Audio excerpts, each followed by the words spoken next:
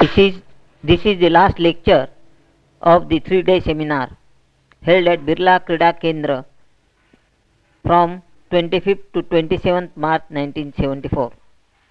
Today, Her Holiness Mataji addressed the congregation on the subject vibrations, that is love, that is knowledge, that is joy. आज का विषय जो मुझे बताया गया है वो इस प्रकार है, जो कि अंग्रेजी में लिख के दिया था।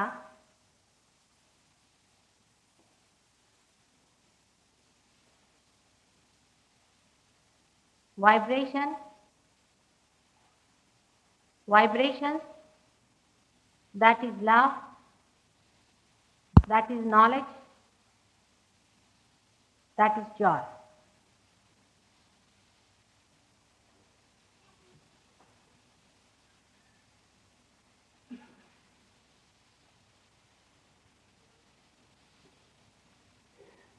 पहला शब्द है वाइब्रेशंस, जिसको कि आप लहरियां कह सकते हैं, तरंग कह सकते हैं। जब कोई तार छुटती है तो उसमें से जो संगीत के तरंग उठते हैं उसे आप वाइब्रेशंस कह सकते हैं। भाषाओं का बड़ा चक्कर है।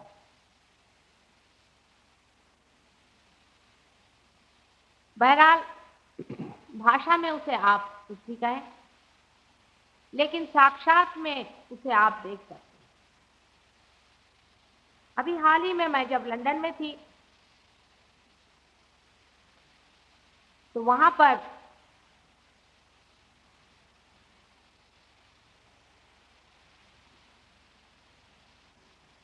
इलेक्ट्रो माइक्रोस्कोप से कुछ अणु रेणुओं के मॉलिक्यूल्स के फोटोग्राफ टीवी पर वो लोग दिखा रहे थे।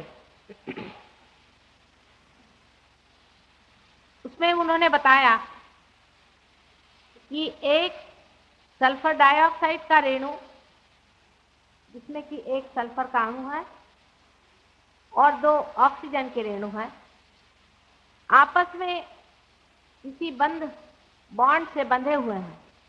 आंखों से दिख रहा था, उसका चित्र दिख रहा था, उसके बारे में कोई प्रश्न या भाषा या कोई शंका की बात नहीं, आप आंखों से देख रहे थे।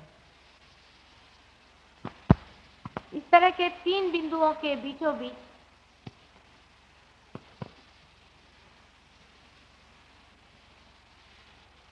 एक शक्ति दौड़ रही थी, मानो जैसे दोनों हाथ से झक कोई चीज जा रही हो, जैसे कि सल्फर के 2 हाथ हों और वो अपने हाथ से कुछ चीज ऑक्सीजन की ओर डाल रहे हैं और ऑक्सीजन से कुछ चीज सल्फर की ओर आ रही है। आप अपनी आंख से देख सकते, लग रहा था हिल रहे हैं। और उसके बारे में उन्होंने ये बताया कि 3 तरह के वाइब्रेशंस होते हैं, 3 तरह के तरंग होते हैं, जो किसी भी मैटर में, किसी में जड़ पदार्थ में भी दिखाई देते हैं। यह अब साइंस ने पता लगाया है और इसके बारे में आदिकाल से संसार में बहुत से लोगों ने बताया है।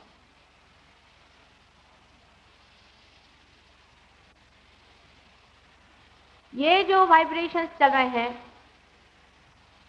जो कि एक जड़ वस्तु में आपके दृष्टि के सामने साफ साफ नजर आते हैं, जिसके बारे में कि आप कोई शंका नहीं कर सकते, जो विदित है, जो दिखाई दे रहा है, ये वाइब्रेशंस क्या है? एक सल्फर डाइऑक्साइड के रेणु में जो अनंत अणु हैं,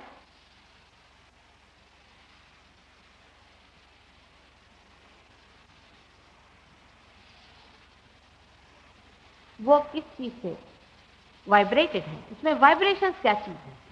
इसके बारे में साइंस में एक शब्द वाइब्रेशन से सिवाय और कुछ नहीं कहा जाता।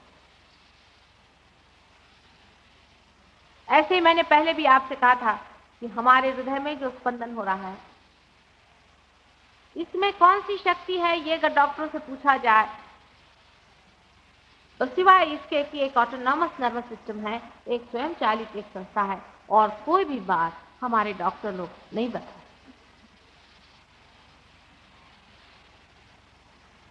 इसका मतलब ये नहीं कि उन्होंने जो खोजा सो ज्ञान नहीं, ज्ञान है लेकिन अधूरा ज्ञान है, बहुत ही अधूरा, छोटा सा, उसका एक अंश मात्र है, जिसको कि न्यूटन ने एक बार कहा था कि I am like a small child collecting pebbles on the shores of knowledge. Newton जैसे महाज्ञानी को तक ये विचार आ गया था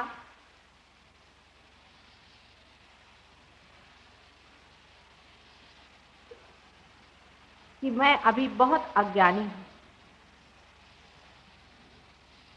इसी जगह ज्ञान की शुरुआत हो जाती है जब मनुष्य सोचने लगता है कि सूरदास की सभी अविद्या दूर करो नंदलाल। ये जो वाइब्रेशंस आपको उसमें दिखाई दे रहे हैं, उसके बारे में आप कुछ भी नहीं कह पा रहे हैं। क्या मनुष्य का ज्ञान इतना अधूरा है कि हर रेणुओं में, हर अणुओं के बीच में जो तरंग उठ रहे हैं उसके बारे में कुछ भी आप नहीं कह पा रहे।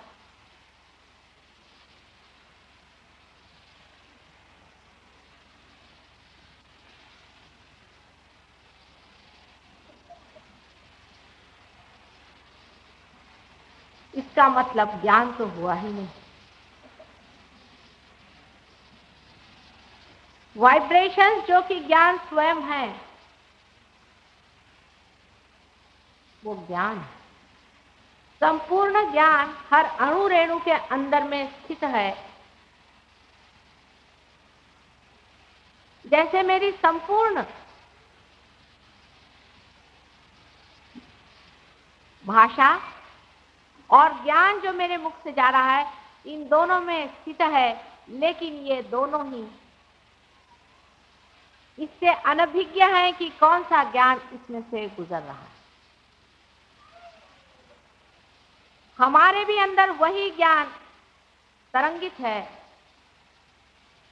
लेकिन हम भी उसी ऑक्सीजन और सल्फर के रेणुओं जैसे अनभिज्ञ हैं कि हमारे अंदर कौन सा ज्ञान लावित और किस चीज को फिर आप सत्य मानकर बैठे हैं।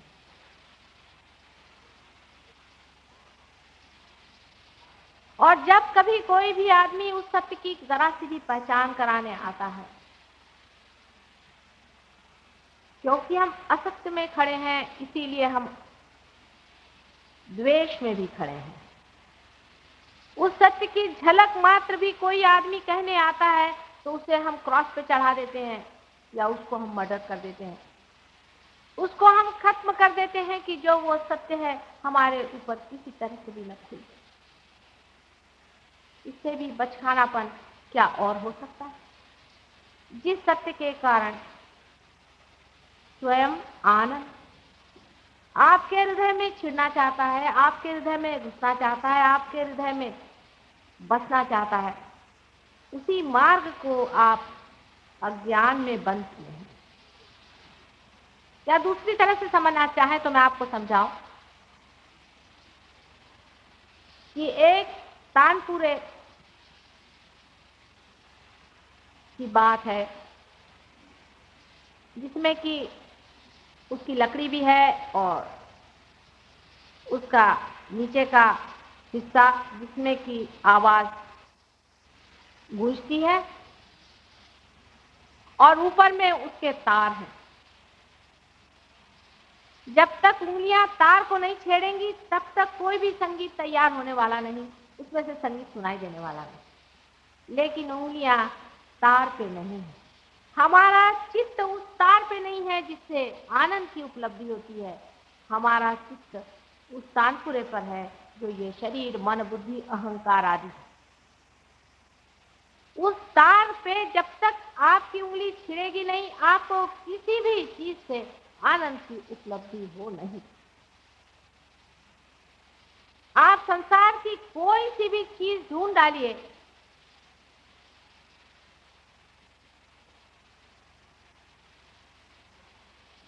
जो भी आपकी आज तक युगों से खोज है, वो सारी ही खोजें आप कर डालिए, लेकिन आनंद की उपलब्धि तभी होगी जब सहज में ही आप उन तारों को छेड़ देंगे जिससे कि संगीत उत्पन्न हो। उस तारों की खोज दूर ही से हो रही है। जैसे कि मैंने आपसे कहा कि सल्फर डाइऑक्साइड के एक रेणु के अंदर, उसके अणु के अंदर जो वाइब्रेशंस है, ये वही संगीत के तार हैं जिनकी मैं बात कर रही हूं।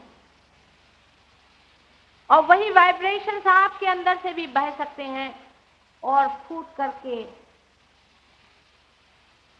उस कार्य को पूरा कर सकते हैं जिसके लिए आज संसार में आप मनुष्य रूपेण आए और अहंकार आदि चीजों से सब अलंकृत किए गए और अंत में उस संगीत के आप भोगी बने। बड़ा संगीत का सारा साज सजाया गया था, सब बड़े सुंदरता से जतन करके जमाया गया रंग, लेकिन तार को छेड़ने वाला अगर नहीं मिलेगा तो संगीत कैसे उत्पन्न हो सकता है। इसीलिए संसार में कहीं भी जहां की बड़ी अमीरी भी है, जहां पर लोग बड़े बलिष्ठ हैं, जहां बड़े सत्तावान लोग बैठते हैं, आनंद मैंने कहीं नहीं, और ना आप ही पाइएगा कि किसी के अंदर वह आनंद की उपलब्धि। कारण उसका एक ही है कि वो तार जिससे कि आनंद की उपलब्धि होती है आपके हाथ नहीं लगा। और उसका कारण ये है क्योंकि वो किसी आकार प्रकार में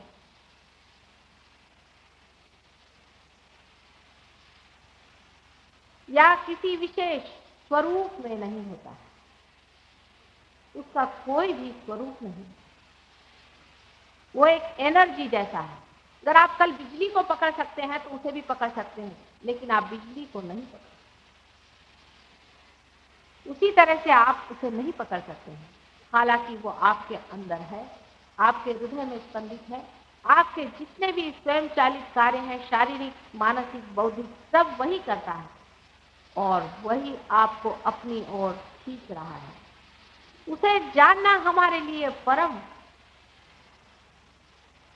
आवश्यक ही नहीं, किंतु परम जीवन का लक्ष्य मात्र है। जब तक संसार इस चीज को सोचेगा नहीं, जब तक इस ओर पूरी तरह से दृष्टि नहीं डालेगा, तब तक संसार का कोई सा भी प्रश्न छूटने नहीं। अभी लंदन में भी मेरी किसी लोगों से बातचीत हुई, अजीब अजीब लोग बातें पूछते हैं। एक साहब पूछने लगे कि वियतनाम में इतने लोग मर रहे हैं और आप अपना सहयोग क्या लेके बैठे हैं। मैंने कहा बहरहाल आपके बड़बड़ाने से वियतनाम का वॉर नहीं ठहरने वाला। पहले आपके ऊपर कोई अगर बंदूक लेके आए और आपको मार डाले तो आप क्या करेंगे। मैंने कहा पहले बंदूक तो लेके आने दीजिए। इस वाइब्रेशन की शक्ति अभी तक किसी ने आजमाई नहीं। हमारे सामने तो ऐसे भी जरा सा ही कोई दुष्ट भाव लेके आए तो थर थर कांप करके उसके हाथ में यूं डगडगाने लगते हैं। आप में से बहुत लोगों ने देखा। प्रेम की शक्ति को किसी ने आजमाया ही नहीं, और अगर प्रेम की बात करो तो लोग उसको हवाई बात समझते हैं। हालांकि अणु रेणु और हरेक मनुष्य के हृदय के हरेक बंधन में ही उसकी शक्ति कार्य करती। प्रेम ही एक शक्ति है जो सारे सृष्टि का रचना, सृजन, सारा कार्य करती। इसी प्रेम की शक्ति को लोग डिवाइन कहते हैं। नाम कुछ भी दीजिए, उसको समझने की बात है।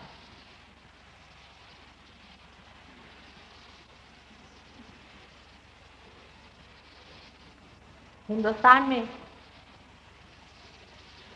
शंकराचार्य ने बहुत साफ साफ इस बात की गर्जना करके और घोषणा करके कहा था कि इन्हीं चैतन्य लहरियों का आना ही परमात्मा का पाना है, और उसी से मनुष्य उस परमात्मा के हाथ का साधन बन करके संसार का कार्य उस तरह से करते रहता है जैसा कोई एक साक्षी हो, विटनेस।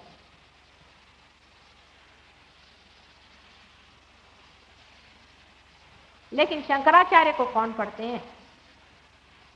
मॉडर्न आदमी की बड़ी विचित्र दशा है।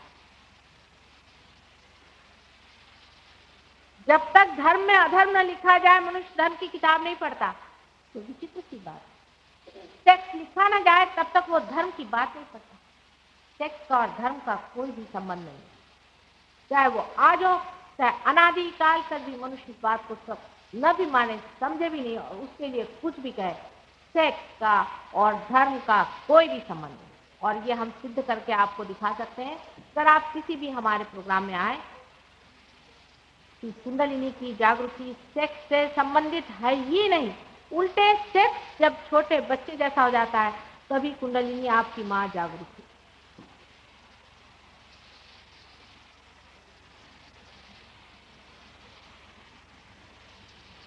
इस तरह के नवयुग में एक विचित्र सा कंफ्यूजन,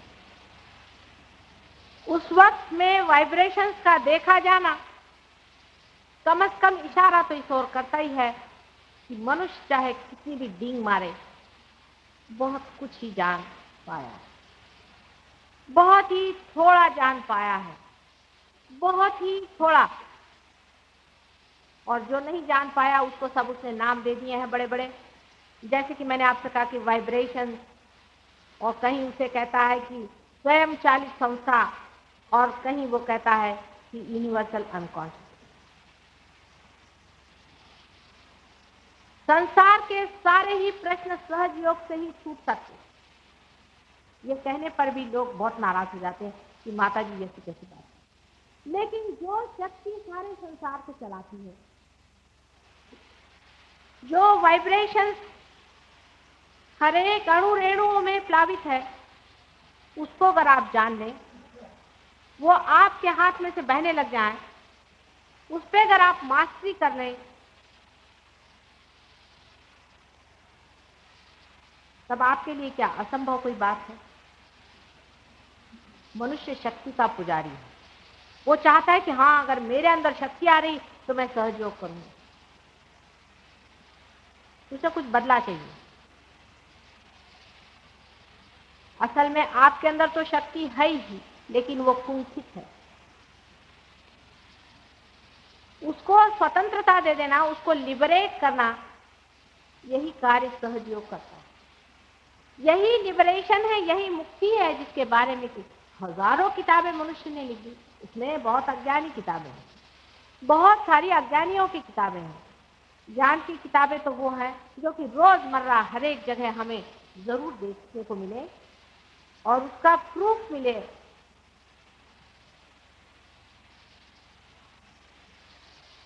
अज्ञान ही संसार में भरा दिखाई देता। जब मनुष्य को ज्ञान होता है, सिर्फ एक ही ज्ञान कि मैं कौन हूं, मैं किस शक्ति से बना हूं और किस शक्ति में मैं स्थित हूं, एकदम उसका अंतर्मन बदल जाता है, उसकी स्थिति बदल जाती है, उसका तरीका बदल जाता है।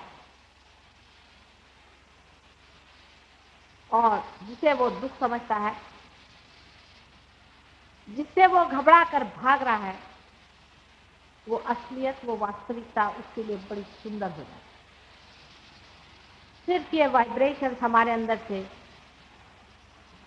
बह निकले, उसके बाद इन्हीं वाइब्रेशन से आप जान सकते हैं, नॉलेज आ सकता है कि दूसरा आदमी क्या। इसी से शुरू करें। दूसरा आदमी क्या है? आप कोई रियलाइज्ड आदमी आता है, छोटे बच्चे आते हैं, 2-2 साल के बच्चे जो पार हो जाते हैं, जिन्हें हम कहते हैं, जिनके अंदर से वाइब्रेशन बहना शुरू, वो किसी भी इंसान की ओर जब हाथ करते हैं तो बताएंगे कि हमारी इस उंगली में जल रहा है। आप अगर उस आदमी से पूछे तुम्हें क्या हार्ट ट्रबल है, कहना हाँ भाई हार्ट ट्रबल है, ये हृदय चक्र की निशानी है। इसकी गवाही यहाँ बैठे हुए कम से कम 50% आदमी दे सकते हैं। बिल्कुल सही बात है। आप उंगलियों पे उन्हें जान सकते हैं, छोटे बच्चे तक जान सकते हैं। कोई अगर आदमी आ जाए, आप फौरन बता सकते हैं कि ये आदमी किस दशा है, इसके कौन से चक्र पकड़े हुए हैं, कौन से सेंटेंस पकड़े हैं जो हमारे अंदर है, जिन्हें हम दिखा सकते हैं आपको अगर आप हमारे ध्यान में कभी आए, इसमें टाइम अगर आपको मिल जाए, क्योंकि आप लोग बड़े बिजी लोग हैं, तो आप जान सकते हैं कि इन्हीं उंगलियों के ऊपर आप दूसरों को परख सकते हैं और जान सकते हैं कि कौन संत है, कौन असंत है, कौन दुष्ट है, कौन महादुष्ट है, कौन राक्षस।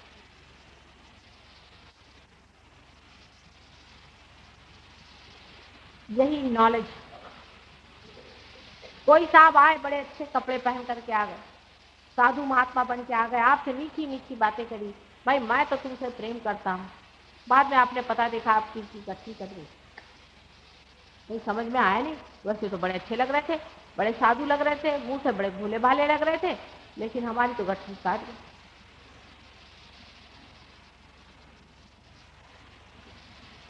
मनुष्य के बारे में, अपने ही मनुष्य और मनुष्य के बीच में ही कोई आपस में ज्ञान नहीं। हालांकि अधिकतर मानव बहुत सुंदर,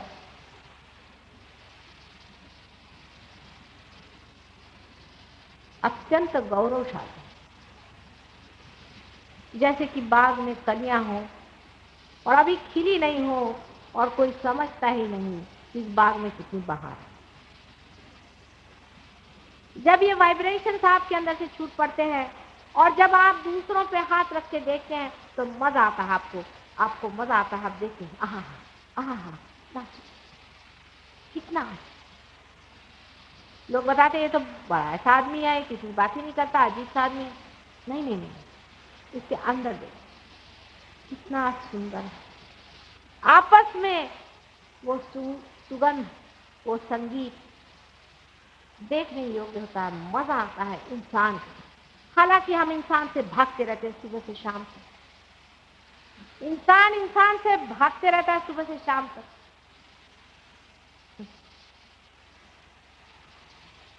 क्या अजीब हालत। जो आदमी जानकार है उसको तो कभी कभी ऐसा भी लग सकता है कि अजीब पागल खाने में आए। सब एक अज्ञान ही के कारण मनुष्य इतना अनजान है उस आनंद से जिसे परमात्मा ने बनाया। एक सहयोग ऐसी चीज है, ऐसा एक तरीका है जो परमात्मा का अपना तरीका, जिसके कारण आपके हाथ में से ये वाइब्रेशंस बहने लग जाते हैं, पांव में से बहने लग जाते हैं, सारे शरीर में से बहने लग जाते हैं, जैसे कि कोई सूर्य का प्रकाश और दूसरों के अंदर जाके उसके भी प्रेम को जगा करके उसमें भी वो गति दे सकते हैं कि उसके भी अंदर से वो बहने लग जाए और एक तरह की चेन रिएक्शन को बना दे।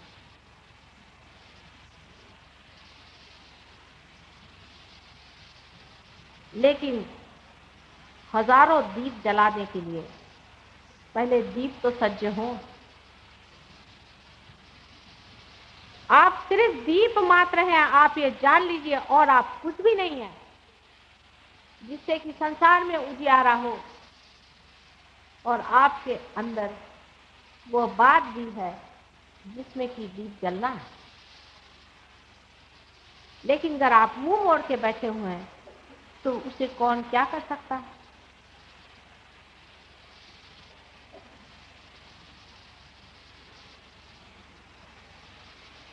हमारा कितना विद्वेष। इस देश में तो विशेषता है, इस देश की तो विशेषता ही विद्वेष।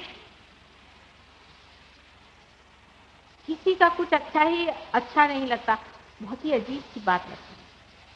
किसी के घर में अगर फूल खिले हैं तो हमें अच्छा नहीं लगता, पर किसी के घर में अगर कोई लाके गोबर डाल दे तो अच्छा लगता है। कैसा मनुष्य विचित्र है, आप ही बताइए। अरे उसके भी घर में फूल खिले हैं तो आपके भी तो सुगंध आएगी, आपकी भी तो हवा उससे सुगंधित हो जाएगी। विद्वेष के कारण ही हम इस ज्ञान से अधूरे रहते।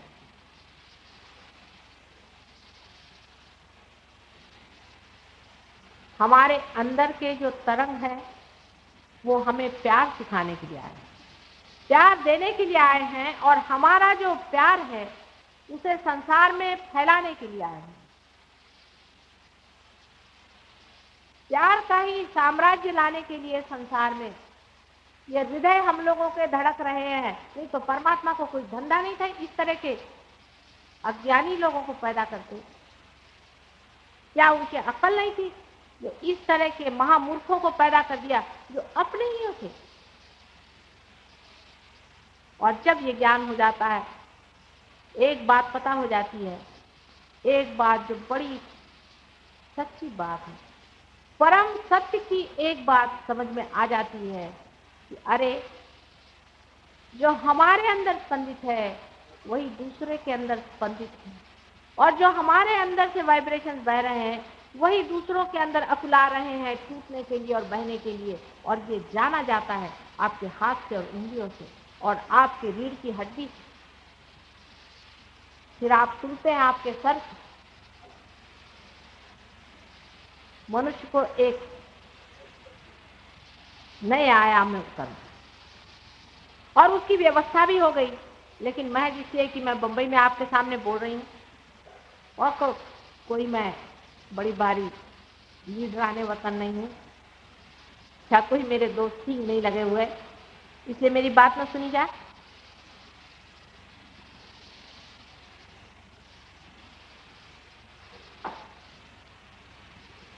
सारे ही संसार का प्रश्न फटाक से एक क्षण में ही पार हो सकता है अगर सारा संसार सहयोग को मान्य कर ले। वो तो बड़ी कठिन बात नजर आता है अभी फिलहाल। लेकिन कम से कम आप लोग जो यहाँ थोड़े आए हैं, जो भी लोग हैं, आप ही लोग पार हो ले और कुछ करना नहीं। सहज ही आप ही के साथ पैदा हुआ। कुंडलिनी योग के बारे में मैं कल बताने वाली हूँ। कुंडलिनी क्या है? वो भी अज्ञान ही है जब तक उसको अंदर न देखो, न जानो, न समझो, वो भी अज्ञान है।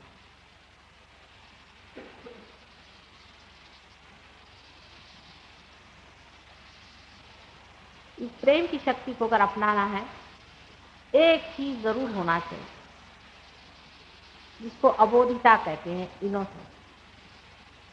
आदमी अगर इनोसेंट नहीं हो तो कुंडलिनी माता जी उठती नहीं। आप ऊपर से बड़े शरीफ आदमी होंगे, दुनिया में आपका बड़ा नाम होगा, आपके बहुत फोटो छपे होगा, या बड़े भारी साधु महात्मा होंगे, आपको लोग भगवान करके पूछते होंगे, लेकिन कुंडलिनी माता जो है वो उठने वाली है। क्या करें हम? उसने तो द्वार पे गणेश को बिठाया हुआ है जो स्वयं इनोसेंस ही है। या मैं इतना भी कहूं कि ये जो वाइब्रेशंस हैं, ये अगर प्यार है तो इनोसेंस। आदमी को थोड़े इनोसेंस की जरूरत है। लोग मुझसे पूछते हैं कि माता जी क्या करना चाहिए? मैंने कहा कुछ नहीं, आप में इनोसेंस कितना है उसको जरा नाप लीजिए, उसको जरा तौल लीजिए तो अपने हृदय में इनोसेंस कितना है और चालाकी, इसका नाप तौल थोड़ा सा हो जाए और आप ही के भलाई के लिए ये आपका बैंक बैलेंस है। आप हमेशा अपना बैंक बैलेंस जांच लेते हैं कि कितना है कितना नहीं, और उसी के अनुसार आप कार्य प्रवीण होते हैं और उसी के अनुसार आप में अहंकार, निरहंकार आदि वगैरह आते हैं। और सहज योग में जितना इनोसेंस आपका जुटा होगा जन्म जन्मांतर का, वो कैश हो जाता है, खट। ऐसे ऐसे लोग जो देखते ही साथ खट से पार हो जाते हैं, और 4-4 साल से भी लोग रगड़ रहे हैं। इसमें कोई ऐसी बात नहीं है कि आप कोई बुरे आदमी हैं या कोई बात। बुरा तो कोई भी मैंने देखा नहीं खास। जो यहाँ आते हैं कोई बुरे आदमी थोड़े ना हो। हाँ, लेकिन एक बात है कि आप थोड़ी चालाकी खेल रहे हैं। चालाकी से परमात्मा नहीं जाना जाएगा। चालाकी मनुष्य की क्वालिटी है। अपने इनोसेंस को नाप लें। अब उसका कोई नाप नहीं, उसका कोई मापदंड नहीं, आप ही अपना जान सकते हैं, कोई तो और जान नहीं। इसीलिए छोटे बच्चे खट से पार हो जाते हैं और पार होने के बाद में खुद ही खड़े होकर कहते हैं हम आ रहा है, और इनका ठंडा आ रहा है, इनका गर्म आ रहा है। हमारे यहाँ हमारी जो नातिन है 2 साल की है, वो कोई भी ऐसा वैसा आते तो घंटी बजाने लग जाती, फौरन जाकर उसने घंटी लेके रखी है, ये आ गई है, फौरन जान जाते क्योंकि उनको गर्मी होती है, तकलीफ होती है। अभी जो गगनगिरी महाराज के बारे में आपसे इन्होंने गाना सुनाया था, बहुत बड़ी टीम है वो, बहुत बड़ी टीम है, संसार में आए हुए संसार का कल्याण करने के लिए। उनके विचारों के जल जल के हाथ अंदर चले गए, पैर जल जल के अंदर चले गए। ऐसे लोगों को तकलीफ होती है, राक्षसों से, दुष्टों से।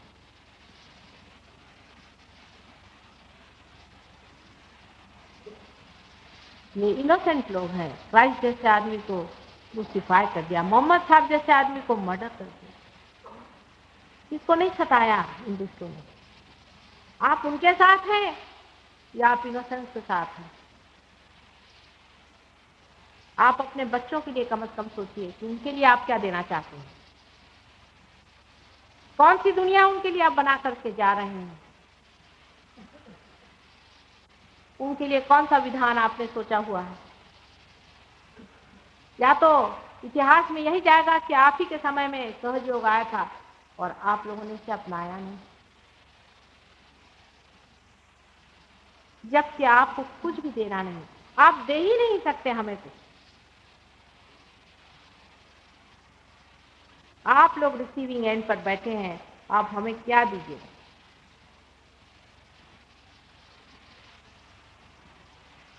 ये जान लीजिए कि आप हमें प्यार भी नहीं दे सकते। वजह यह है कि आपका भी प्यार ही कहाँ है।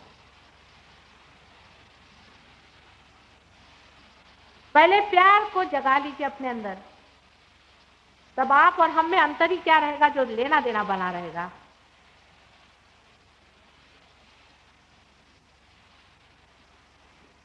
देना कुछ भी नहीं है, सिर्फ लेने की तैयारी चाहिए। जैसे गंगा कितनी भी जोर से बह रही हो, आपके दरवाजे से ही क्यों न बह रही हो, और आप अगर उसमें पत्थर डाल दें तो पत्थर क्या उसमें से पानी लेगा? उसके लिए घाघर तो चाहिए समझ, और घाघर भी बनेगी सिर्फ इनोसेंस से। एक ही चीज, थोड़े से ठग लीजिए अपने को, कोई हल नहीं। आप ठग गए तो कुछ नहीं जाने वाला, संसार की कोई सी भी चीज आपके साथ नहीं जाने वाली, सिर्फ आपके इनोसेंस से। अपने इनोसेंस को बनाए रखिए। जो लोग बड़े अपने को होशियार समझते हैं, सबसे ज्यादा ठगे गए हैं, क्योंकि जो मूल्यवान है उसे खो करके ये पत्थर मिट्टी इकट्ठे कर ले। आज भी थोड़ा सा प्रयोग करने का विचार था सबका ही। आप लोग भी आए हैं, कल सोच रहे हैं 8:30 बजे भारतीय विद्या भवन में मेडिटेशन फिर से होगा, लेकिन थोड़े लोग अगर बैठे तो हम चाहते हैं कि बातचीत से कुछ होने नहीं, पा लीजिए। अगर कुछ बनना हो तो बन जाएगा, लेकिन पाने के बाद भी हम देखते हैं कि बहुत से लोग अपने घर में बैठ गए। मुझे बात इतनी इतनी चिट्ठियां लंदन में आती कि माता जी आपने तो हमारा कल्याण कर दिया, हमें तो बड़ा आनंद आ गया, हमारा तो ऐसा हो गया। बस इससे आगे क्या दीप इसलिए जलाए जाते हैं कि वो टेबल के नीचे रख दीजिए? पार होने के बाद आपको समझ लेना चाहिए कि आप चुने गए, आप प्रतीक हैं उस प्रकाश के जो संसार को प्रकाशित करेगा। अपनी छोटी छोटी मर्यादाएं तोड़ करके उसके आनंद के क्षण जो आपको मिल रहे हैं उसको छोड़ करके खुले में आइए और संसार को ये प्रकाश दें। यही आप दे सकते हैं, सहयोग का देना यही है और बाकी कुछ भी।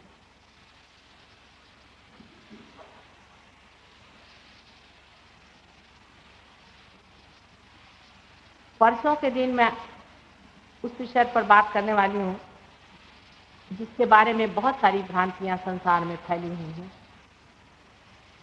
जो कि महान अज्ञान है,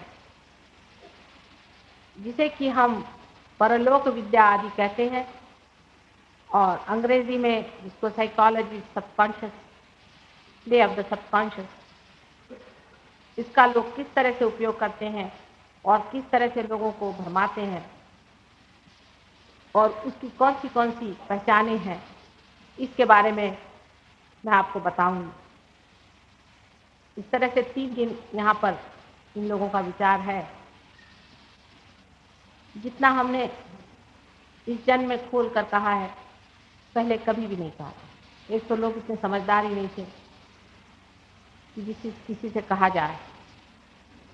पूरी गोप से गोपनीय बात भी हम खोल कर कह रहे हैं, इसलिए कि मनुष्य बाद में ये ना कहे कि हमें पता नहीं था, नहीं तो हम रुक जाते। लेकिन पूरी बात को आप सिर्फ सुन रहे हैं, जानना तभी होगा जब आप पार हैं। कुछ प्रश्न हो तो पूछ लीजिए, क्योंकि प्रश्न बहुत होते हैं अजीब अजीब से, और वो ध्यान के वक्त में सामने आते हैं। 1-2 मैं आप ही को बता दूं जो हमेशा लोग पूछते हैं कि ऐसे कैसे कि इतने जल्दी इतने लोग पार हो जाए। ऐसा प्रश्न बहुत लोगों ने किया, हर जगह होता है। ऐसे कैसे हो सकता है एक क्षण में? क्यों नहीं हो सकता है? ऐसा आदमी क्यों नहीं सोचता? जैसे चंद्रमा पे ऐसे कैसे कि मनुष्य वहां पहुंच गया। हमारी दादी से अगर जाके बताओ तो अब भी विश्वास नहीं करेगा।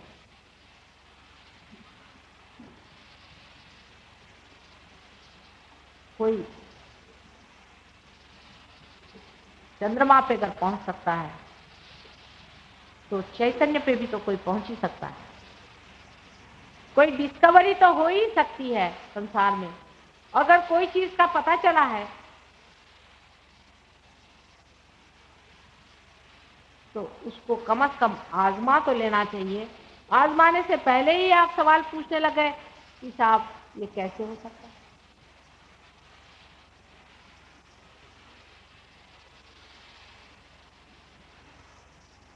धर्म के मामले में आदमी प्रश्न नहीं पूछता है जब अधर्म धर्म के नाम पर दिखता है,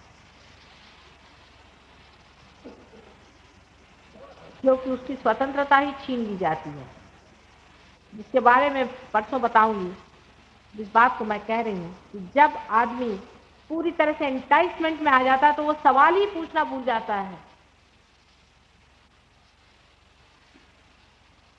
और सहयोग आपकी पूर्ण स्वतंत्रता का स्वीकार ही नहीं, उसका गौरव करती है, क्योंकि आपको स्वतंत्रता देना ही सहयोग का कर्तव्य है। अगर आप परतंत्र पहले ही से हो तो आपको स्वतंत्रता देने से फायदा। लेकिन स्वच्छंदता और स्वतंत्रता में बहुत बड़ा अंतर है, उसको समझ लेना चाहिए। स्वतंत्रता मनुष्य के विद्यम या बुद्धि से आती है, बहकावे में ना। अपना भला करना है ना, अपना कल्याण करना है, बस। हमको किससे क्या मतलब, हम किससे क्या लेना देना, किसकी बात से क्या करना। फलाने ने ऐसा लिखा था, ढिकाने ने ऐसा लिखा था, ठिकाने ने ऐसा कहा था, उससे क्या मतलब। हमको अपना मतलब है, हमको ठीक होना है, हमको कल्याण करना है। ध्यान में बैठो तो लोग मना करते हैं, तो जब बीमार हो जाते माता जी हमें ठीक करिए।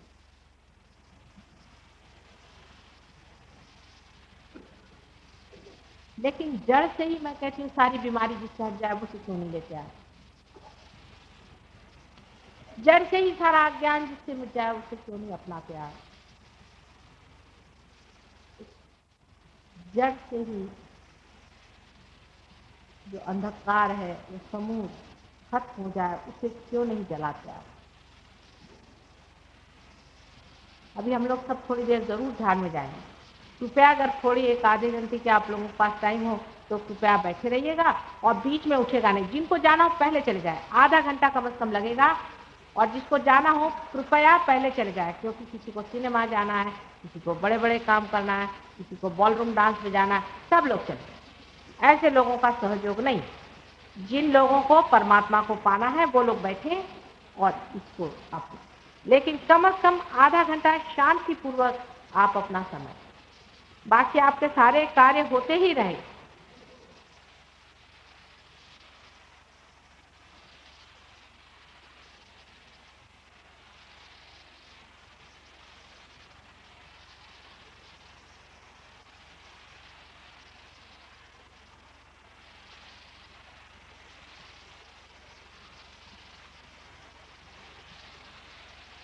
जैसे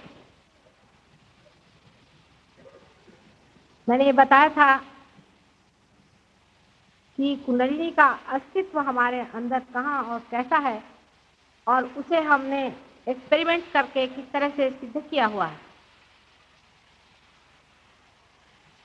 आज एक बिल्कुल ही दूसरा विषय, जिसे कि ईड़ा और पिंगला, सबकॉन्शियस माइंड, परलोक आदि अनेक चीजों से संबोधित किया जाता है, उसके बारे में आपको कुछ मैं बताना चाहती हूँ।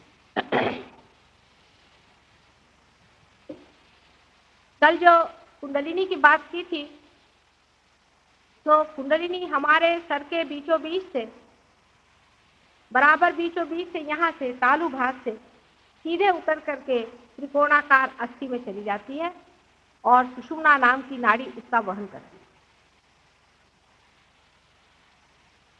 किंतु अपना जो ब्रेन है, जो मगज है, उसका आकार एक पिरामिड के जैसा है और उसमें 3 त्रिकोण हैं जो कि खत्म हो जाते हैं एक जगह आकर के एक पॉइंट पर आकर। इन 3 त्रिकोणों में से जो पिछला त्रिकोण है, उससे जब ये शक्ति अंदर गुजर जाती है तो वो, जिसे हम सेंट्रल नर्वस सिस्टम कहते हैं, जिसे हम हाथ पैर हिलाते हैं, जैसे कि जानवरों में भी होती है वही शक्तियां, उस शक्ति में उसका प्रादुर्भाव होता है, मैनिफेस्टेशन होता है। और जो दूसरी, जो 2 साइड में हमारे सर में त्रिकोणाकार इस ब्रेन की स्थिति है, उसमें से जो शक्तियां अंदर गुजरती हैं वो अंदर जाकर के क्रॉस होकर नीचे चली जाती हैं, जिनको कि अंग्रेजी में left and right sympathetic nervous system कहते हैं। इसी को हमारे पूर्वजों ने, जो दृष्टा थे, उन्होंने इसे ईड़ा और पिंगला नाम की 2 नाड़ियों के नाम से संबोधित किया। एक नाड़ी जो कि हमारे सीधे तरफ के सर से गुजर के नीचे में चली जाती है, उसको उन्होंने ईड़ा कहा हुआ है, और जो बाएं तरफ से जाती है उसे उन्होंने पिंगला कहा।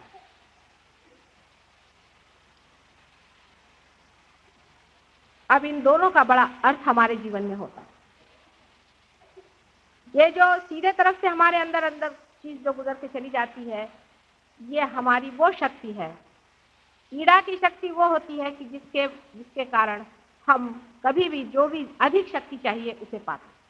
जैसे कि हम दौड़ना चाहते हैं तो हमें ईड़ा से ही वो शक्ति, हम कोई भी विशेष कार्य करना चाहते हैं तो ईड़ा से वो शक्ति देती है। ये जरूरत भी है हमें, लेकिन उस ईड़ा के इस्तेमाल करने से मनुष्य में अहंकार आ जाता है। वो अहंकार एक गुब्बारे की तरह अपने सर पे छा जाता है, और पिंगला जब काम करती है तब उसमें अहंकार की उल्टी दशा, प्रति अहंकार आ जाता है, माने ऐसा आदमी दब्बू हो जाता है, और उसका भी एक अहंकार और प्रति अहंकार दोनों का एक गुब्बारा हमारे सर में छा जाता है। ये तो बात हुई उनकी स्थिति की, लेकिन उनका असर क्या हो? ईड़ा नाड़ी से हम अधिक काम कर सकते हैं, कोई सा भी काम करना चाहें तो हम उसको बढ़ा सकते हैं। माने हमारे हृदय की गति समझ लीजिए हमें बढ़ानी है, तो हम दौड़ना शुरू करें तो ईड़ा नाड़ी काम करेगी, हृदय की गति बढ़ जाएगी, श्वास की गति बढ़ जाएगी, लेकिन श्वास की गति कम नहीं कर सकती। वैसे ही पिंगला नाड़ी अगर बढ़ जाए तो उसमें भी हृदय की गति बढ़ जाएगी। माने एक कि हम रास्ते से जा रहे हैं, एकदम से हम डर गए, धक से हमारे जी में हो गया और हृदय की गति बढ़। दोनों ही ईड़ा और पिंगला से एक ही असर आता है, क्योंकि दोनों ही एक ही चीज पे, एक ही प्लेक्सस पे काम करते हैं और उसे खींचते हैं, और जो हमारे अंदर शक्ति भरी गई है उसे इस्तेमाल करते हैं। किंतु आप जानते हैं कुछ दिनों बाद में ये अपने सर का जो छेद है ये बंद हो जाता है, कारण उसमें ईगो और सुपर ईगो दोनों चीज ऊपर में छा जाती है, और उसके कारण ये सर का जो छेद है ये बंद हो करके, जैसे कि अंदर में पेट्रोल भर गया और अब छेद बंद है। अब आप ईड़ा नाड़ी को जितना चलाएंगे, जितनी आप ओवर एक्टिविटी करेंगे, उतनी ही आप अपनी जो शक्ति है उसको खत्म करते जाएंगे। अब उसमें नई शक्ति आना बहुत जरूरी है, अगर नहीं आएगी तो आदमी को कैंसर जैसी बीमारियां हो, या तो ईड़ा नाड़ी पे बहुत जाने से मनुष्य को कुछ अजीब तरह की शक्तियां प्राप्त हो जाती हैं, जैसे कि गायत्री, सावित्री आदि नामों से जाना जाता है। गायत्री, सावित्री आदि जब शक्तियां मनुष्य में आ जाती है तो वो पहले तो सब चक्र वक्र देखने लग जाता है और चक्रों की गति देखने लग जाता है, भूमंडल देखने लग जाता है और ये शरीर छोड़ करके ऊपर उड़ने लग जाता है और आदि मतलब सब भौतिक शक्तियां उसके पास आ जाती है। अब इसमें क्या है, हमारे पास एरोप्लेन है, एरोप्लेन से उड़िए। आप शरीर से उड़ के कमाल क्या करना है, हमारे पास एरोप्लेन नहीं क्या उड़ने के लिए। अभी अमेरिका से कुछ लोग मेरे पास आए थे, कहले माँ हमको ऐसी शक्ति दो जिससे हम आकाश में उड़े। अरे मैंने कहा तुम तो पहले ही बहुत ज्यादा उड़ रहे हो, जरूरत से ज्यादा, अब क्या जरूरत है तुमको कि आकाश में उड़े। क्या तुम्हें आनंद की खोज नहीं है? क्या तुम्हें धर्म की खोज नहीं है? क्या तुम्हें प्रेम की खोज नहीं है? नहीं नहीं, हमको तो यही कोई चमत्कार की चीज चाहिए कि मनुष्य की बुद्धि को क्या किया। इस तरह से ईड़ा नाड़ी के मैनिफेस्टेशन से, प्रादुर्भाव से मनुष्य अजीब अजीब तरह की शक्तियों को प्राप्त कर लेता है। उसमें से कुछ शक्तियां जैसे कि अणिमा, गरिमा, लघुमा आदि, कि आपकी ग्रेविटी से आप उठ जाएंगे। एक हमने साधु जी देखे थे, वो ग्रेविटी से उठ जाते थे, लेकिन परले दर्जे के बदमाश, न जाने कितनों को उन्होंने मर्डर कर दिया था, कितनों को क्या कर दिया। और इस तरह की जब शक्तियां मनुष्य में आ जाती है तो वो उसका उपयोग करने लगता है और उसको बड़ा अहंकार हो जाता है, क्योंकि सारी शक्ति उसका भूता ही अहंकार है। और उस शक्ति के दम पर उसमें एक विशेष शक्ति आ जाती है जिससे वो क्रोध में आ जाए तो किसी को भस्म कर दे। आपने भरत मुनि के बारे में सुना होगा और अनेक मुनियों के बारे में सुना होगा, जो कि बस आंख खोलते साथ किसी को भस्म कर देते। ये भी कोई काम करना हुआ? आंख खोली, भस्म कर दिया, जिसको देखो उसको भस्म कर दिया। ये क्या, इसमें क्या विशेषता पानी? आप अपनी बुद्धि लगाए, आप सर्वसाधारण इंसान हैं, कॉमन सेंस आपके पास है, आप क्या किसी को भस्म करना चाहेंगे? एक आदमी अगर ट्रेन के नीचे आ जाता है, मोटर के नीचे आ जाता है तो उस ड्राइवर के प्राण निकल जाते हैं, उसको इतनी तकलीफ हो जाती है। और यहाँ यह है कि हजारों आदमियों को भस्म करे चले जा रहे हैं। माने अहंकार में वो इतने डूब जाते हैं कि दूसरा कोई उनकी नजर में अपना बन ही नहीं सकता। जिसको देखो उसको भस्म करना, ये ईड़ा की शक्ति है। और जो लोग हठ योग आदि में फंसते हैं, हठ का अर्थ ही है हा और था। हा माने सूर्य और था माने चंद्रमा। चंद्रमा और सूर्य की शक्ति को एकत्रित करके ये सूर्य की शक्ति, भस्म करने की सूर्य की शक्ति है। आपको सूर्य नहीं बनना है, लेकिन सूर्य में जो प्रकाश खिल रहा है, उस प्रकाश के अंदर जो वाइब्रेशंस है, उसके अंदर के जो तत्व है, उसको अपने हाथ में खींच ले। ऐसे हजारों सूर्य आप बना सकते हैं। यह असली शक्ति है, जिसके कारण सूर्य आज तप रहा है और जल रहा है, उसी के सूत्र पे आप उतर सकते हैं। यह मनुष्य की विशेषता है। और आपने देख ही लिया है कि मनुष्य की इस विशेषता के कारण आज वो हर जगह काबू किए हुए है, जिसे हम नेचर कहते हैं, निसर्ग कहते हैं। निसर्ग पे मनुष्य काबू कर लेता है, वो भी इसी ईड़ा शक्ति के कृपा से। लेकिन अतिशयता कर देने पर उसका अहंकार इतना बलवती हो जाता है कि वो आकर के ईड़ा शक्ति जहां पे की क्रॉस करती है आज्ञा चक्र पे, वहां आकर के रुक जाती है। उस आदमी का तारण नहीं, उसका तारण नहीं, बहुत असंभव की बात होती है। और यहां से यहां तक उठना, जिसे कि हम कहते हैं सहस्त्रार पर उसको उठाना, इतनी छोटी सी चीज बहुत बड़ा संभव ये नहीं है। अंतर इतना सा छोटा सा अंतर है, यहां से यहां तक उठाना असंभव की बात हो जाती है, क्योंकि उसका सुपर ईगो ने इसको दबा मारा है। यहाँ पर उसका टूटना ही कठिन हो जाता है। इसीलिए आपने बहुत लोग जो हमारे एक्सपेरिमेंट में आए देखेंगे, जो बड़े बड़े सन्यासी साधु फलाने बाबा जी आते हैं, मेरे सामने यूं यूं यूं लटलटान लगते हैं। मैंने कहा लगाओ तुम्हारी शक्तियां देखे तो है, क्या करते हो? थर थर थर थर थर कांपते हैं। क्यों? इसलिए क्योंकि अहंकार में चूर है। फिर वो भगवान को नहीं जानते, प्रेम की बात नहीं करते। मैंने आप देख लीजिए योग शास्त्र में कहीं प्रेम की वाच्यता भी। इसका मतलब ये नहीं कि योग शास्त्र गलत थी, ऐसा नहीं सोचा था, लेकिन उस चीज की अतिशयता कर लेना मानव को अहंकार की ओर ले जाएगा, परमात्मा की ओर। क्योंकि वो ईड़ा नाड़ी है जो हमारे राइट साइड के दिमाग से उतर के और लेफ्ट साइड को चली जाती है, जिसे left side sympathetic nervous system हमारा डॉक्टर। और साधारण तरह से जो आदमी ओवर एक्टिविटी में होता है, जैसे कि आजकल आप देख रहे हैं साहब मुझे काम है, मुझे काम है, मुझे काम, ऐसे आदमी को कैंसर जैसी बीमारियां हो सकती है due to the over activity of the sympathetic nervous system.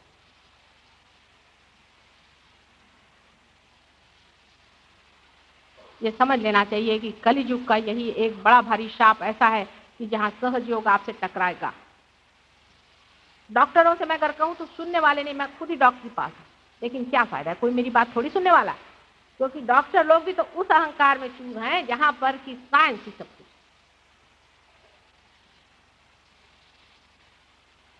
सहज योग में आप सुषुम्ना नाड़ी में बीचों बीच, न तो आप इस एक्सट्रीम पे हैं ईड़ा के, न तो आप पिंगला करते हैं। अब ईड़ा के एक्सट्रीम पर जब आदमी रहता है तो समझ लेना चाहिए, बाद में पिंगला बताऊंगा। ईड़ा के एक्सट्रीम का आदमी है, वो कहता है ये नहीं खाना खाऊंगा, वो नहीं खाना खाऊंगा, शंकर जी की पूजा करूंगा या फलाने विष्णु जी की पूजा करूंगा, एक विशेष डेटी को लेकर बैठ जाता है। एक विशेष डेटी से कोई मतलब ही नहीं बनता। मैं बड़ा ब्राह्मण हूं, मैं इसका छुआ नहीं खाऊंगा, मैं उसका नहीं करूंगा, सवेरे 4 बजे से उठूंगा, ये करूंगा, वो करूंगा, बड़ी तेजस्विता मुंह पर आ गई सूर्य के जैसी, तो क्या करने का, सूर्य तो पहले बने हुए हैं, आप सूर्य बनने से फायदा क्या। सोचिए, बात सुनने में अजीब सी लगती, लेकिन सोचने की बात यह है कि हमें पाना क्या है, हम क्या पाना चाहते हैं संसार में, ये तो हमारे अंदर तय हो जाए। हम आनंद पाना चाहते हैं, शांति पाना चाहते हैं, हम किसी को जलाना नहीं चाहते। फिर ऐसा ही आदमी बहुत ज्यादा तपस्या करके और 108 साल बैठ करके और अपना श्वास रोक के बैठता है, तो उसके अंदर ऐसे ही लोग जो बड़े अहंकारी मर चुके हैं वो आके घुस जाते हैं उसके। सूक्ष्म में वो लोग अंदर घुस सकते हैं, और इसको भी हमने एक्सपेरिमेंट करके दिखाया है। ऐसे लोगों को परमात्मा नहीं मिलता। हाँ, ऐसे लोगों ने कुंडलिनी का दर्शन जरूर किए हैं कि जब आप दूसरे मार्ग से जा रहे हैं तो आप इसे देखें। जो बीच का मार्ग है उससे जब आप गुजरते हैं तो आप कुछ भी नहीं देखेंगे, क्योंकि आप उसी में हैं। जब आप समुद्र के अंदर ही तो आप क्या देखेगा, लेकिन जब आप समुद्र के बाहर से देखते हैं तो आप सारे दर्शन करते हैं। लेकिन वो खत्म हो जाती है जाकर के आ गया चक्र पे चीज। और आपने स्वयं ही, आप मुझे एक भी ऐसा योग बता दीजिए योग शास्त्री जिसने एक का भी तारण किया, नहीं ही कर सकते। अंत में जब वो थक जाता है और थक करके माँ भगवती के चरणों में गिर जाता है कि माँ मैं थक गया, उस जगह हो सकता है कि वो डर आए और उसको उठा ले ऊपर में, वो दूसरी बात, पर ऐसे करोड़ों में एक होते हैं, और उसके लिए भी यहाँ से यहाँ जाने में परम कर्तव्यों की जरूरत। इसके लिए बहुत ही ज़्यादा साधन करना पड़ता है, बहुत ज़्यादा उसके लिए जप जाप करना पड़ता है। कहते हैं कि 7 साल में उसके बाद हाथ से वाइब्रेशन शुरू हो जाते हैं, और उसके 7 साल बाद में आपके थॉटलेस अवेयरनेस आती है, और उसके 7 साल बाद में आपको कलेक्टिव कॉन्शियसनेस आती है, जो कि सुषुम्ना नाड़ी से जाने से क्षण में सारी की सारी तीनों चीज़ें आपके अंदर आ जाए।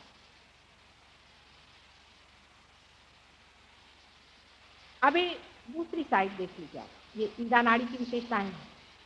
इसलिए किसी भी चीज की अतिशयता करना या कोई भी एफर्ट बहुत करना गलत है। अब दूसरी साइड जो पिंगला नाड़ी पर आप चलते हैं, एक को कहिए कि एब्स्टिनेंस है, उससे दूर हटना है, और एक है उसकी ओर भागना है।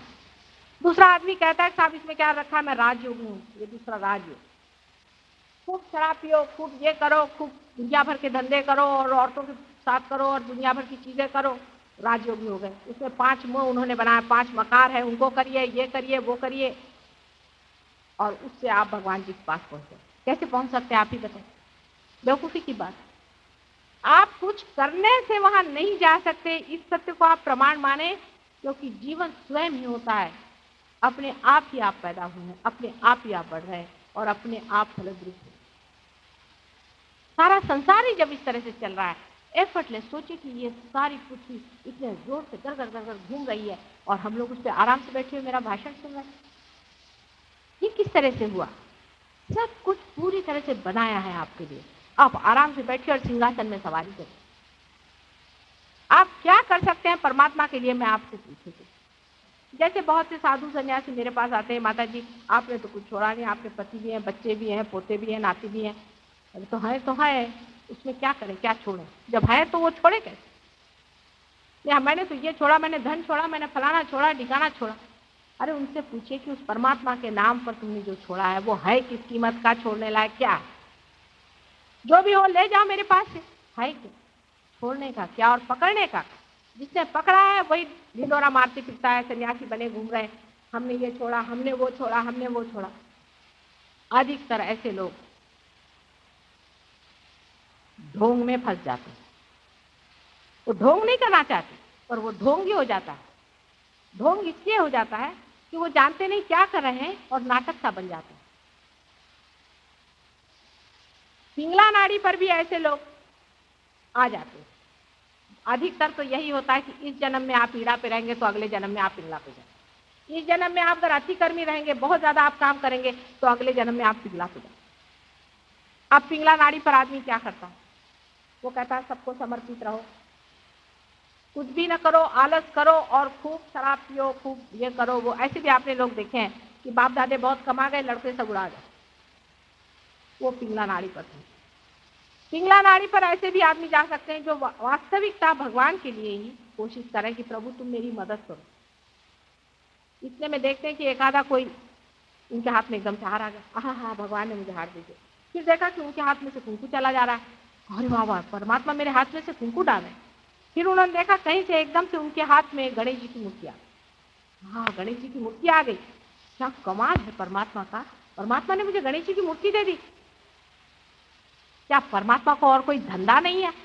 आपको खुद सोचना चाहिए कि परमात्मा जो कि सारी सृष्टि की रचना करी है उसने, वो क्या इसलिए करी कि आपके हाथ में पत्थर दे, ये मिट्टियां दे? इस पिंगला नाड़ी पर काम करने वाले जो बहुत ज्यादा बढ़ जाते हैं वो राक्षसों की योनि में उतरते हैं। महान राक्षस, जो बड़े बड़े राक्षस संसार में हो गए, जैसे कि महिषासुर है, रावण है, बीजासुर है, आदि वगैरह, सब फिर से पैदा हो गए हैं, आज हिंदुस्तान में मौजूद है। वापस सबको मार काट करके 1000 बार खत्म किया, फिर से वापस है जैसे कि वैसे, और बुरी हालत में, क्योंकि इस वक्त उन्होंने चोगे बदल लिए हैं। अपने को राक्षस नहीं कहने देते इस वक्त में, वो अपने को असुर नहीं कहते हैं लेकिन भगवान ही कहते हैं। उनको पहचानने की बहुत ही साधारण एक बात, जो लोग परमेश्वर के नाम पर पैसा इकट्ठा करते हैं वो कभी भी भगवान की बात नहीं करते, क्योंकि पैसा पास ठोकर, पैसा मनुष्य ने बनाई है। दूसरी पहचानने की बात यह है कि जो परमात्मा की बात करता है वो आपको शक्तिशाली बनाता है, न कि आपकी शक्तियां छीन ले। आप देख रहे हैं कि हमारे ही अंदर जो लोग पार हो गए वो खुद ही आपसे बता रहे हैं कि इसमें चढ़ रहा है नहीं, इनकी जागृति कर रहे हैं, इनको पार कर रहे हैं। हमारे पास ऐसे कुछ लोग हैं 25-26 आदमी कि जो पार भी कराते हैं। जागृति तो बच्चा भी कर सकता है और ऐसे बच्चे भी हैं जो पार कराते। तो जो अपने को बहुत बड़े शक्तिशाली कहते हैं वो सिर्फ आपकी शक्ति छीना है।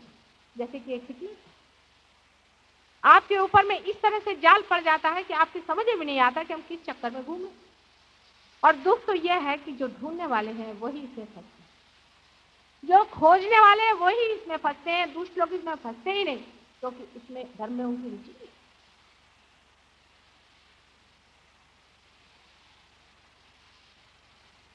मैंने कल ही बताया कि ईसा मसीह ने एक चीज को मना किया था कि भूतों के इसमें मत जाना, डेड के पास मत जाना, डेड से बात नहीं करना। अब देखिए कि सारे आप जाएं कहीं भी, जहां जहां ईसाई लोग हैं सब यही काम करें, स्पिरिचुअल वर्क कर रहे हैं, ये सी वर्क कर रहे हैं, सेंटोलॉजी कर रहे हैं, सारा भूतों का काम, उनको पता ही नहीं कि भूतों का काम है। भूत माने मरी हुई, जैसे आज हम यहाँ जिंदा हैं, आप यहाँ जिंदा हैं, लेकिन जब हम मरते हैं तो मरते नहीं। उसको भी हमने सिद्ध करके दिखाया। आप कभी आए, आपको भी दिखाएंगे हम। भूत नहीं दिखाएंगे, उनके असर दिखाएंगे। और जो बाकी का शरीर है, जो सूक्ष्म शरीर है, वो जीवित रहता है, बिल्कुल जीवित रहता है, और वो परलोक में रहता है, कलेक्टिव सबकॉन्शियस में रहता है, जिसका संबंध हमारे साथ से यही पिंगला नाड़ी कराती है। कलेक्टिव सबकॉन्शियस में रहता है, और वहां से वो हमारे अंदर साइकी में आ सकते हैं। जितने भी लोग पागल हो जाते हैं वो इसी कारण हो जाते हैं। आपको आश्चर्य होगा कि कोई कोई यहाँ के जो भगवान कहने वाले गुरु हैं, जब वो मेरे सामने आते हैं तो उनके हाथ यूं यूं यूं होने लग जाते हैं, और एक आदमी अगर पागल बैठा तो वो भी यूं यूं हाथ करता है। इसी से आप समझ लीजिए कि दोनों की क्या दशा है मन की। मन के अंदर में ये चीज घुस जाती है, और वो इस तरह से घुसती है आपको पता नहीं चलता है। वो हमारे आज्ञा चक्र और हमारे नाभि चक्र से और हृदय चक्र से बहुत आसानी थी। जैसे रावण को यह कला अवगत थी कि वो अपने भाषणों में लोगों के नाभि में ऐसा आंदोलन देता था कि वहां से एक भूत अंदर घुसती। वो हमारे साइकी में आ जाते हैं, हम एंटाइज हो जाते हैं, उसकी भाषणों में भ्रमित हो जाते हैं और सोचते हैं हाँ हाँ हाँ। उसके बाद भाषण कुछ याद नहीं रहता, पर पता हुआ पगला गए। फिर आप चाहे जो भी उनसे करवा लीजिए, चाहे उनको नंगा करवा लीजिए, चाहे उनके सारे जेवर ले लीजिए, चाहे उनका सामान ले लीजिए, उनको बिल्कुल अभिभूत कर। ऐसे काम रोज इस देश में हजारों आदमी इस तरह के हर जगह जैसे कोई मशरूम निकलाते हैं, ऐसे मानो बरसात ही हो गई है कि इस तरह के मेढक सब जगह बोलने लगे। ये सोचना चाहिए इससे हमें आनंद मिला या नहीं, लेकिन एक तरह की उससे अजीब तरह की शांति आपको मिल सकती है। वो ऐसे कि आपका सबकॉन्शियस में आपको हम धकेल दें तो आप सो गए, आपका माइंड ट्रांस में चला गया, आप स्विच ऑफ हो, आप कुछ सोच नहीं सकते, कुछ नहीं, आप कुछ देख नहीं सकते, सुन नहीं सकते, हम बोलेंगे आप बैठे रहेगा ऐसे चित्रवत से बैठे रहेंगे, कुछ होश नहीं। होश आपके गायब कर दिए। जब होश ही नहीं रहे तो आप क्या समझ पाइएगा किसी चीज। लेकिन जब आपको होश आएगा तो आपकी जिंदगी देख नहीं पाएंगे, फिर कहेंगे मुझे बेहोशी दे। जैसे शराब हो, आदमी शराब क्यों पीता? जब वो भागना चाहता है असलियत से, कोई उससे ऐसी आफत आ जाती है तो भागना चाहता है, शराब पीता है।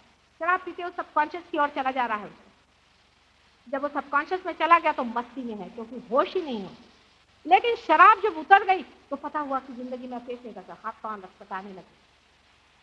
करते करते जब आदमी शराब में बहुत ज्यादा भर जाता है तो आप देखते हैं कि ऐसा आदमी संसार में जीने योग्य नहीं। इसीलिए धर्म में शराब मना है, क्योंकि आपकी चेतना पे चोट करती है। लेकिन शराब क्या चोट करेगी? जो ये एंटाइसमेंट ये लोग करते हैं, जो आप पे इन्होंने चक्र चलाए हैं। मेरी समझ में नहीं आता कि आप लोग अपनी बुद्धि संभाल के समझ लीजिए। यहाँ रखा हुआ है एक माइक है, ये उसके वहां चला गया। एक समझ लीजिए, आपने देखा नहीं किसने उठाया, चल गया। तो इसमें कौन सा बड़ा भारी है आपके लिए? विशेष रूप से कौन सा बड़ा आशीर्वाद आ गया है कि ये माइक यहाँ से वहां चला गया? बताइए आप, इसमें कौन सा आपके लिए विशेष रूप से लाभ हुआ? या आपको हम खड़े खड़े कर कहें कि आप नाचना शुरू कर दीजिए और आप नाचने लगे, तो इसमें इस तरह का आपको लाभ हो गया? मेरी तो समझ में नहीं आता। कम से कम आधुनिक मनुष्य इतना बुद्धिशाली, इतना बुद्धिमान है कि इतना कभी भी नहीं रहा था। मनुष्य में इतनी बुद्धि ही नहीं थी कि उसको ये सारी कुंडलिनी की बातें समझाऊं और उनसे मैं कहूं कि ये बात है, कहाँ जा रहे हैं। लेकिन आज मनुष्य, आज का मानव अत्यंत बुद्धिमान है।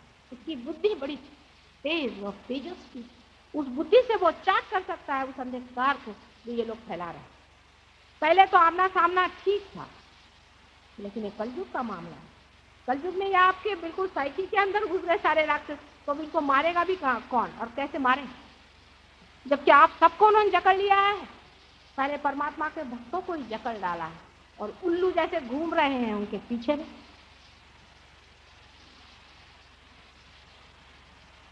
हम जब छोटे थे तो शायद उस जमाने में लोग इस बात को जानते थे, इसे भानामती इस महाराष्ट्र देश में कहते हैं।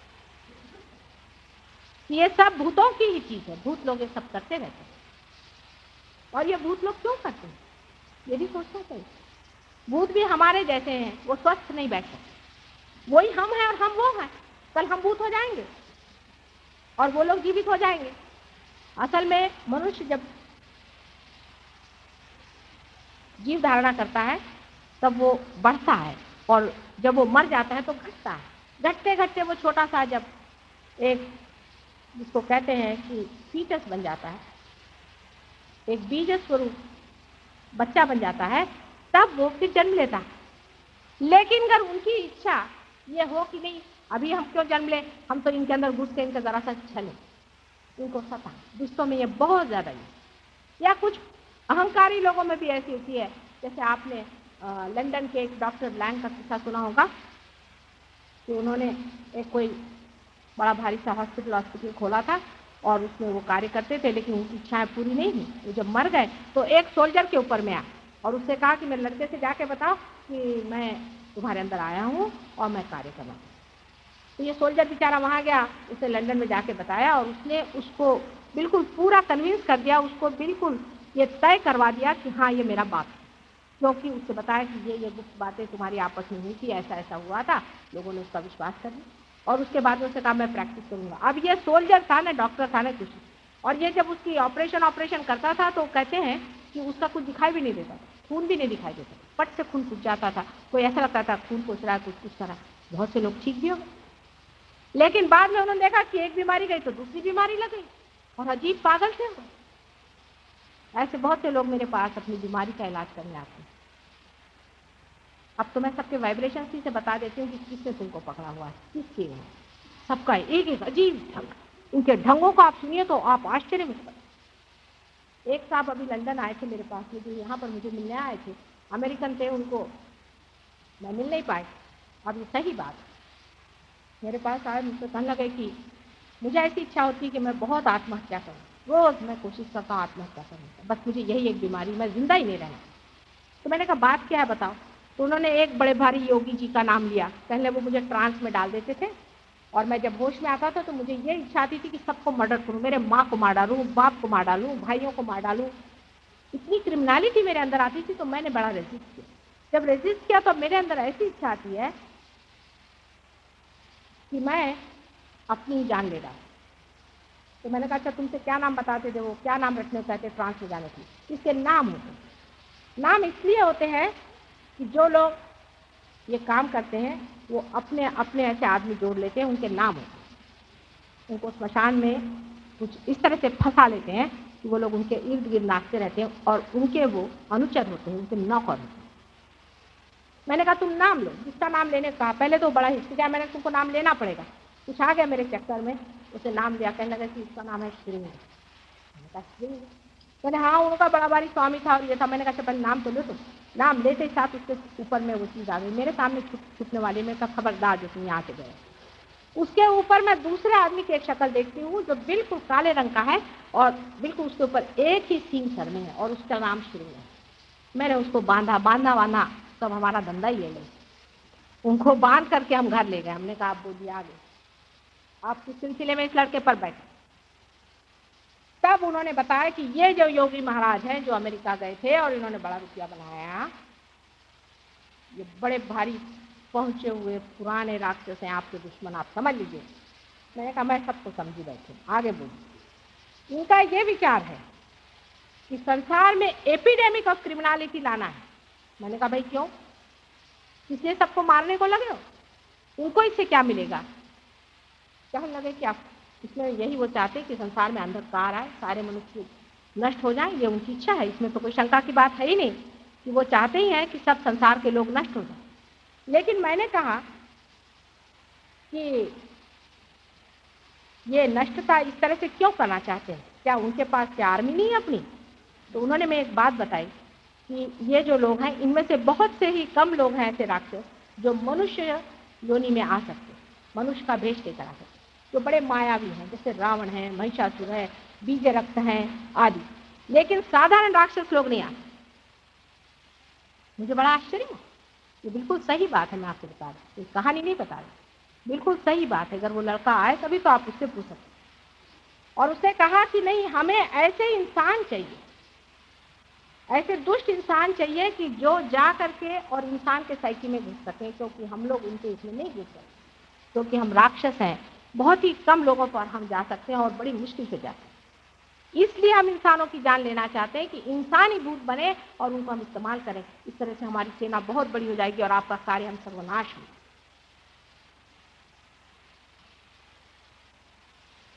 अब आप समझ लीजिए कि आप कौन सी जगह कर रहे हैं। एक बड़ा घोर संग्राम पीछे में चल रहा है, आपको दिखाई तो कुछ दे ही नहीं रहा।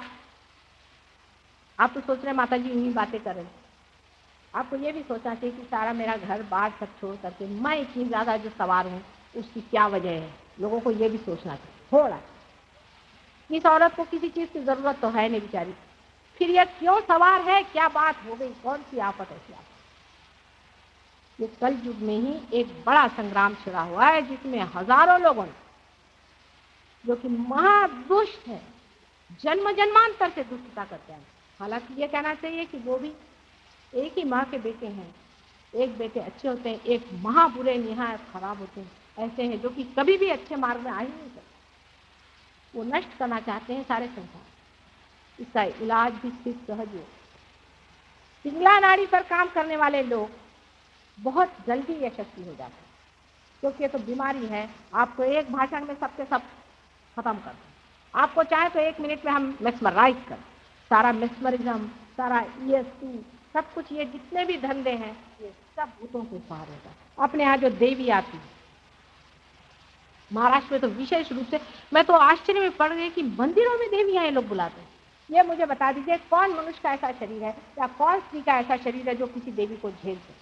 आपको पता नहीं, मेरी एक एक उंगली और हाथ में धक्का धक चीजें चल रही। अगर आप हाथ रखें तो आपको लगे कंप्यूटर चल रहे हैं सबके अंदर। ऐसे किसके शरीर में इतनी ताकत है जो किसी देवी को सहन कर ले। मैं ये भी पूछना चाहती हूँ, जो जिसको देखो वो कोई नौकरानी हो, जमादारीन हो, कोई भी दुबली पतली कैसी भी औरत हो जिसमें कोई ताकत ना हो, उसके अंदर कोई भी देवी चली आ रही। क्या देवी को और कोई धंधा नहीं? और आके बताती क्या कि तुम्हारा लड़का कब होगा, तुम्हारी लड़की क्यों है? ये तो वो सब बता ही सकते हैं। यही तो उनको आता है। और क्या आता है? आपका पैसा कहाँ खो गया, आप कहाँ गए थे, आपके बाप का नाम क्या, आपके माँ का नाम क्या, ये सब चीजें पिंगला नाड़ी में सब आदमी बता ही सकते हैं, क्योंकि वो तो भूत बता रहे हैं। वो औरत तो बेहोश रहती है, वो उसके अंदर जो भूत घुसा है वो बता रहे हैं। और आप बड़े खुश हो रहे, हाँ हाँ हाँ देवी तुमने मुझे बता दिया, बड़ा कल्याण कर दिया। इसमें क्या कल्याण है मुझे बताइए। आपके लड़का हो चाहे लड़की हो चाहे न हो बच्चे, इसमें क्या फर्क आने वाला है? न जाने जन्म जन्मांतर से कितने ही बच्चे आपके हो चुके हैं और कितने ही बार शादियां हुई और कितने ही बार आप रईस हुए और गरीब हुए हैं। उसे क्या अंतर आ गया है? आपने अपने ही सामने देखा कोई आदमी बड़ा रईस हो गया, उसकी कोई आदमी बहुत नीचे गिर गया। क्या फर्क आ गया उसके अंदर अंतरतम में? क्या वो उसकी खुशियां उठा सकता है? क्या उस आनंद को वो अपने अंदर तादात्म्य में ला सकता है? कुछ भी नहीं। हजारों चीजें इकट्ठा कर लेता और कोई भी मजा नहीं उठा सकता। यहाँ तक कि अपने बीवी बच्चे, उनके तक सौंदर्य को वो समझ नहीं सकता। इस पिंगला नाड़ी के चक्कर से बहुत बच के रहने की जरूरत। इनके तरीके जो होते हैं, इसमें जो विशेष तरीके लोग करते हैं, मुझे अमेरिका में किसी ने पूछा था कि कैसे करें कैसे, वो लोग यही करना चाहते हैं, अकल उनकी खराब नहीं।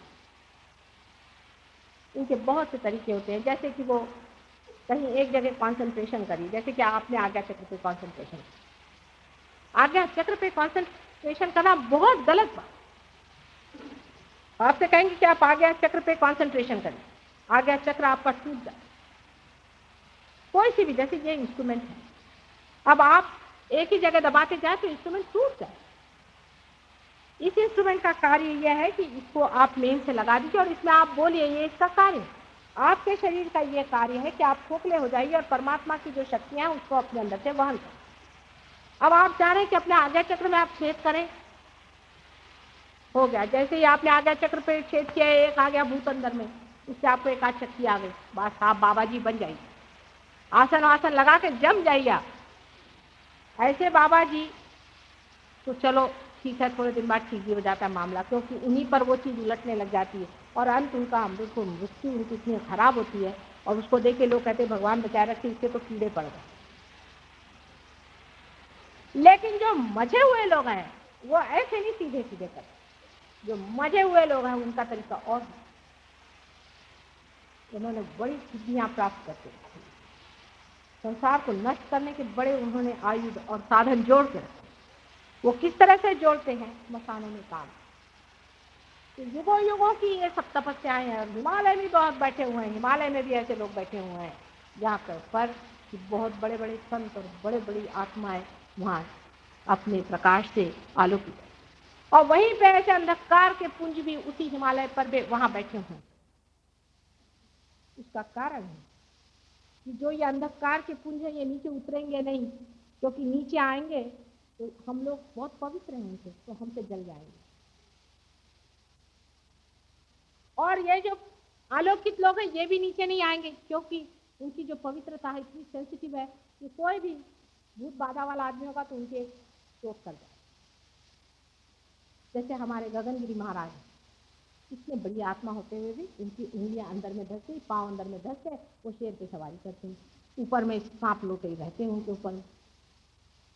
ये कोई चमत्कार की बात नहीं, पर सांप और शेर और कोई भी कुछ हो, कुत्ता बिल्ली जो भी है, ये परमेश्वर का प्रेम समझते हैं तो उनसे निपट जाते हैं। इसमें कोई ऐसी बड़ी भारी बात नहीं, कोई चमत्कार की बात नहीं, सहज नहीं है। अगर हम ही जंगल में चले जाए नहीं हो, वो लोग वाइब्रेशन फील करते हैं। आप लोग फील करें ना करें, वो लोग फील करते। लेकिन वो लोग भी जंगल में है, ये लोग भी जंगल में है, क्योंकि सब आपस में जल जाते हैं। अब हमारे लोग जो काम करते हैं शुरू में खास करके जलते हैं। अभी एक महाशय जी जिन्होंने बहुत ही गहरा काम कर दिया, उनके हृदय में काफी आग हो गई, उसका प्रोटेक्शन।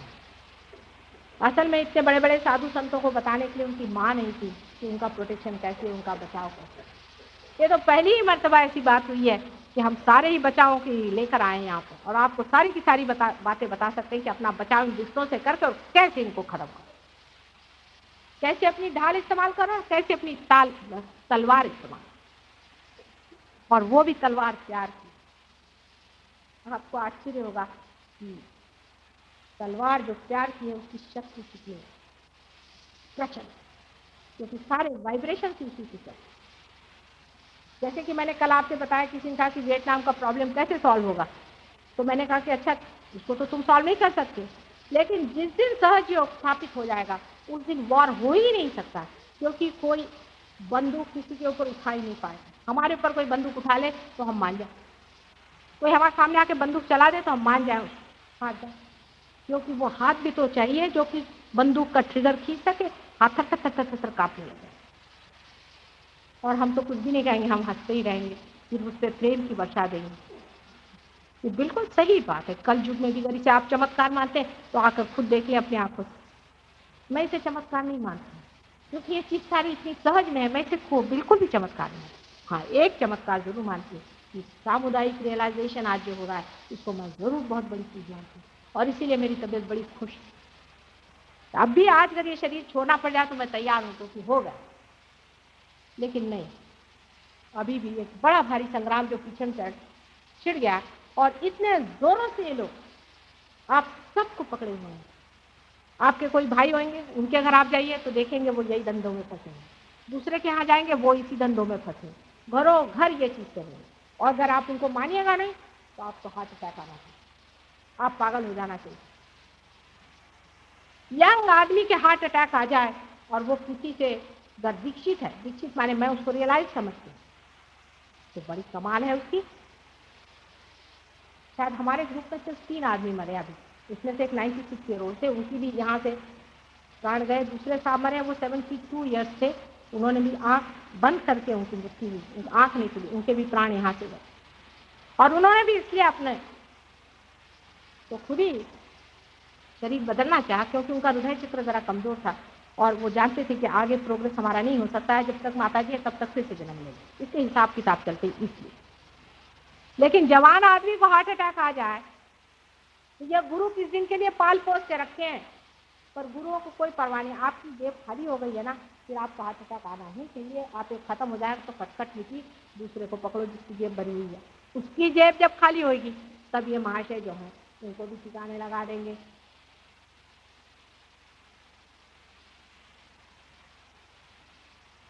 ये बड़ी भारी ऐसी समस्या संसार के सामने, उसे कोई समझता ही नहीं है, ना देख नहीं सकता है और जान नहीं सकता। हाँ, जो लोग हमारे साथ में हैं वो लोग इस बात को समझ रहे हैं और उसकी गंभीरता को समझ रहे हैं और देख रहे हैं कि आए दिन इस आदमी का ये पकड़ गया, उस आदमी का वो पकड़ गया, उसकी ऐसी हालत है, वैसी हालत है। आज ही एक देवी जी हमारे पास आई, कहने मेरे दिल में धड़का होता है। मैंने कहा कैसे? कहने मेरा लड़का, उसके लिए मैं 8 साल पहले उसके लिए फ़ोटो ले आई थी बाबा जी का, वो भी झूठे हुए बाबा जी, मैं जानती हूँ उनको भी, और उनको घर में रखा। उस दिन से लड़का पगला हो गया और मेरी हालत ख़राब हो गई। मेरे हाथ में बड़ा दर्द होता ही है, वो मैंने पैर रखा वो ठीक हो गई। तो मैंने कहा पहले वो फ़ोटो उठा के उधर फेंको। बोले माता जी फ़ोटो से क्या होता? जब मेरी फ़ोटो से हो सकता है तो उनकी भी फ़ोटो से। जैसे एक आदमी प्यार फेंकता है तो वैसे ही दूसरा आदमी हेट्रेड फेंकता है। उसकी भी एक बड़ी भारी साइंस, उसका भी एक बड़ा भारी तरीका है और इसके बारे में हर एक बड़े बड़े आदमियों के लाइफ में बातें बताएंगे। लेकिन ये लोग कभी भूत की बात नहीं करने वाले, क्योंकि ये खुद ही भूत है, ये क्यों भूत की बात करेंगे? नानक जी के आप जीवन में देखिए कि एक बार वो कलकत्ते गए थे तो वहाँ पे एक औरत थी और वो ऐसे धंधे करती थी, तो उन्होंने सारे सिखों को मना किया है कि खबरदार इस चीज़ में पड़ना है। और पता नहीं सिख लोग उसमें गए कि नहीं, ये मैं नहीं कह सकती, लेकिन बड़े इससे उन्होंने कहा। तब तो सिख नहीं थे, लेकिन नानक के जो फॉलोअर्स थे उनसे उन्होंने, किसने नहीं कहा मुझे बताइए कि इनके चक्करों में फंसना है। लेकिन हम लोग वो सब बातें भूल बैठे हैं और उसका हम ख्याल नहीं करते हैं और नहीं हम उसके बारे में जानना चाहते हैं, क्योंकि हमसे तो भूत की बात मत क्यों न कर। अगर वो है तो मुझे बताना होगा कि बेटे इसमें हाथ न लगाओ, तुम्हारा हाथ में शॉक लग जाए। कोई भूत की बात वही नहीं करते हैं जो स्वयं भूत है। लेकिन मुझे बताना होगा कि अंधेरा भी है और उजाला भी है। अंधेरे को पीटने की जरूरत नहीं, सिर्फ उजाला हो जाए, आपके हृदय में ये प्रेम का दीप जल जाए, सहयोग से आप पार हो जाए और उसके बाद आप देखिएगा कि ये स्वयं ही अंधेरा मिट जाएगा। और सत्ययुग आएगा तो इसी वजह से आएगा, और नहीं भी आएगा तो इसलिए नहीं आएगा कि आपने इसे स्वीकार नहीं।